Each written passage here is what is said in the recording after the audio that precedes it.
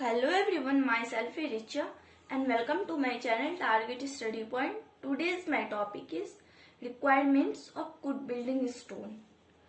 Requirements of good building stone में आते हैं strength, durability, hardness, toughness, specific gravity, porosity and absorption, dressing, appliances, workability and last हम check करेंगे fire resistance. ठीक है, good building stone के लिए हमारा ये सारी चीजें आवश्यक होनी चाहिए।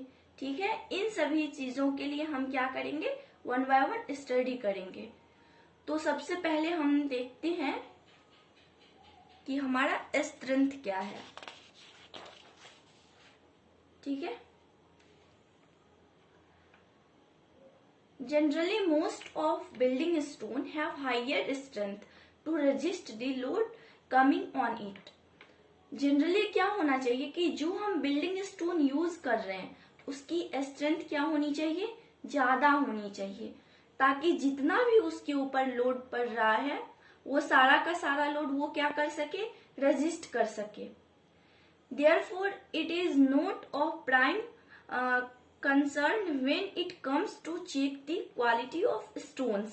इसलिए हमारे लिए ये जरूरी नहीं है कि हम हर एक स्टोन की क्वालिटी को चेक करके फिर हम उसका यूज करें। ठीक है, हम स्टोन की क्वालिटी का वहां पर चेक करेंगे। लार्ज स्ट्रक्चर के लिए हम क्या करेंगे, स्टोन की क्वालिटी को चेक करेंगे। ठीक है, it becomes necessary to check the compressive strength of stones. अगर हम लार्ज स्ट्रक्चर बना रहे हैं उसके लिए हमें जरूरी होता है कि हम उसकी कंप्रेसिव स्ट्रेंथ को चेक करें। और compressive strength of building stone क्या होनी चाहिए, हमारी 60 to 200 न्यूटन पर mm स्क्वायर के बीच में वेरी करनी चाहिए। ठीक है, नेक्स्ट सेकेंड है हमारी ड्यूरेबिलिटी। ड्यूरेबिलिटी क्या होती है, building stone should be capable to resist the adverse effect of natural forces like wind, rain and heat. जो बिल्डिंग स्टोन है उसकी कैपेबिलिटी क्या होनी चाहिए कि वो क्या कर सके, इन सारी नेचुरल फोर्सेस को भी रेजिस्ट कर सके। अब नेचुरल फोर्सेस हमारी विंड भी हो सकती है, एयर भी हो सकती है, या कोई हीट भी हो सकती है। ठीक है, it must be durable and should not deteriorate due to the adverse effect of the एवं नेचुरल फोर्सेस। मीन्स जो हम स्टोन यूज कर रहे हैं बिल्डिंग के लिए वो क्या होना चाहिए, ड्यूरेबल होना चाहिए।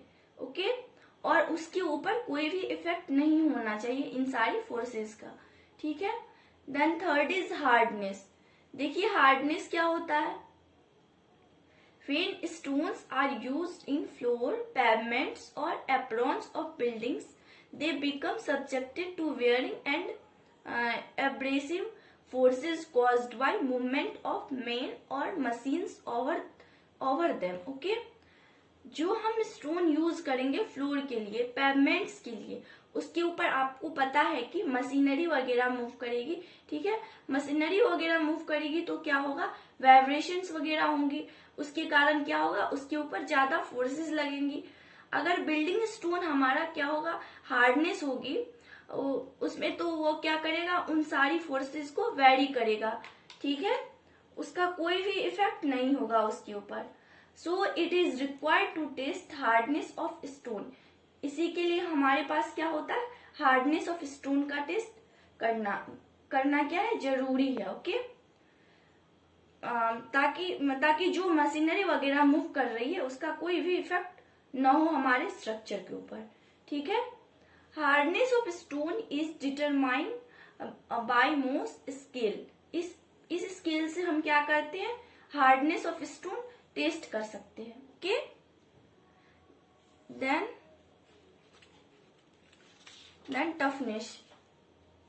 Toughness of stone means it ability to resist impact forces. मतलब इसमें एबिलिटी होनी चाहिए कि जो इसकी अपनी इम्पैक्ट फोर्सेस लग रही है उनको रेजिस्ट कर सकेगी। ठीक है, building stone should B tough enough to certain stresses develop due to vibrations. देखिए टफनेस क्या होता है, जैसे हम कोई चीज हम अपने कंस्ट्रक्शन के लिए यूज कर रहे हैं, ठीक है, ऊपर लोड पड़ रहा है, बट जो हमारा स्ट्रक्चर है वो क्या हो रहा है, लोड के कारण थोड़ा डिफ्लेक्शन हो रही है, बट वो क्या हो रहा है, एंगल अपनी रिगेन पोजीशन में आ रहा है, ठीक है, जिसमें हमारी प्लास्टिसिटी हो, ठीक. The vibrations may be due to the machinery mounted over them or due to the loads moving over them. Toughness होगी तो हमारी जो बिल्डिंग स्टोन होगा उसके ऊपर कोई भी इफेक्ट नहीं होगा इन वाइब्रेशंस के कारण, ठीक. अब मशीनरी मूव करेगी, उनके कारण क्या होगा, वाइब्रेशन होगा, पर अगर हमारा बिल्डिंग स्टोन में टफनेस होगा तो इसका कोई भी इफेक्ट नहीं होगा उसके ऊपर. The stone aggregates used in the road construction should be tough. अगर हम जो स्टोन एग्रीगेट यूज कर रहे हैं रोड कंस्ट्रक्शन के लिए वो क्या होना चाहिए, हमारा टफ होना चाहिए, ठीक है. नेक्स्ट है हमारा स्पेसिफिक ग्रेविटी. तो आइए जानते हैं कि स्पेसिफिक ग्रेविटी क्या होता है. The more the specific gravity of stone the more heavier and stronger the stone is. ज्यादा स्पेसिफिक ग्रेविटी होगी तो हमारा स्टोन क्या होगा, ज्यादा स्ट्रॉन्ग होगा या हैवियर होगा, ठीक है. Therefore stone having higher specific gravity value should be used for the construction of dams, retaining wall, docks and harbours. Specific gravity की क्या वैल्यू हो सकती है हमारी डैम के लिए या रिटेनिंग वॉल के लिए या डॉक्स के लिए. हायर स्पेसिफिक ग्रेविटी की वैल्यू ले लिया हमने, ठीक है. हायर मतलब अगर मेरी स्पेसिफिक ग्रेविटी की वैल्यू गुड बिल्डिंग स्टोन के लिए 2.4 और 2.8 के बीच में वैरी कर रही है, तो हमने जो रिटेनिंग वॉल, डैम और डॉक्स के लिए हमें जो यूज करनी है वैल्यू, वो हमने क्या कर लिया, हायर कर लिया, मतलब 2.8 कर सकते हैं, ठीक है. Then porosity and absorption. सबसे पहले हम स्टडी करेंगे पोरोसिटी के लिए. पोरोसिटी क्या होती है, porosity of building stone depends upon the constituent and structural formation of the parent rocks.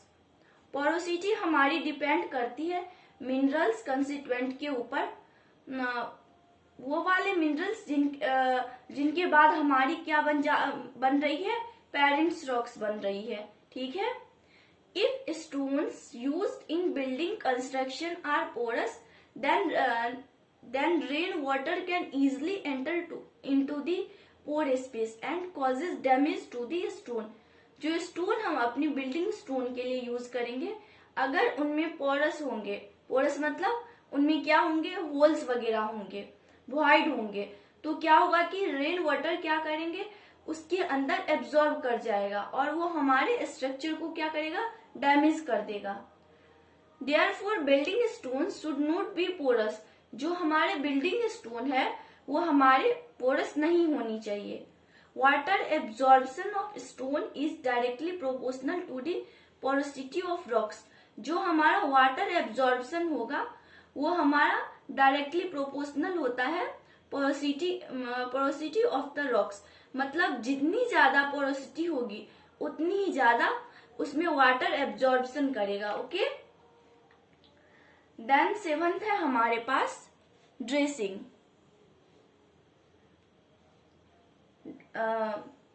Giving required shape to the stone is called dressing. देखिए हमारे पास जो भी स्टोन है और जब हम उस स्टोन को कोई शेप देते हैं, ठीक है, हम उसको कोई शेप दे रहे हैं, उसी को हम क्या कहते हैं, dressing. It should be easy to dress so that the cost of dressing is reduced. However, the care should be taken so that this is this is not be at the cost of the required strength and the durability. देखिए dressing में क्या होता है कि जैसे हमारे पास एक stone है, हम उसको क्या कर रहे हैं, कटिंग करके हम उसको कोई भी शेप दे रहे हैं, फिर हम उसका यूज करेंगे, ठीक है।